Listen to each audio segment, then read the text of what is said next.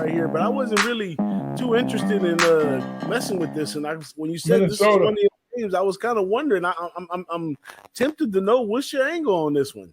Man, I'll tell you what. Remember, I was just telling you about a Big Ten team that they played defense early on and they show spank mode early on. This team's averaging like 5 points a game on defense, giving up 5 points a game. They played that New Mexico State early on when we were talking about that, when Jerry Kill, the despair that he has for Fleck.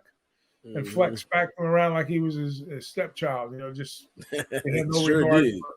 I mean, that was ugly. It was ugly. It was ugly. But and then Colorado, man, I mean, how much worse can it get for Colorado to play a team like this coming in?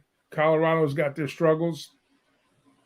But, I think Colorado is going to be one of those teams that's going to be definitely a work in progress.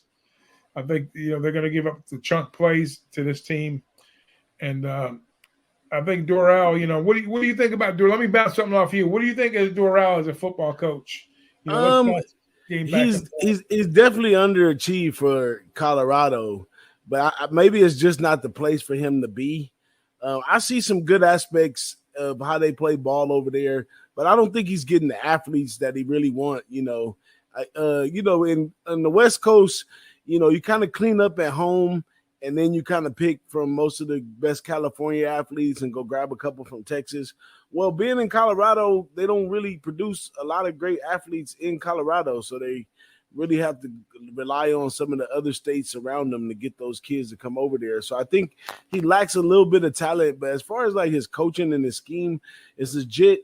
I thought that he was going to have a better season this year, but so far he just continues to get the bad end of the stick.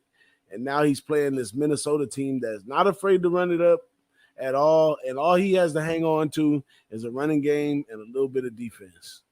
Yeah, I mean, they beat New Mexico State and Western Illinois. So this is kind of their first FBS team. They're really – I wouldn't even call New Mexico State an FBS team at this point in time in their juncture. But, they are technically. But so, now they got to play Colorado, which is not anything to write home about. You know what I mean? So, and I think they've been giving up big chunk plays, massive yards. I think Air Force ran for 435 yards against them, which – and then TCU chopped them up pretty good too. So, I mean, the only question to this game here is Minnesota going to get to the number? Are they going to get to the 27.5 to put the game down and put it out of reach? Or is Colorado going to get a backdoor late to cover that? So I would, what might not be a bad look here would probably be like Minnesota in the first half if they come out blazing, if they're going to give up the chunk yards, the big plays, and maybe I don't think, like you said, PJ Fleck likes to run it up too. So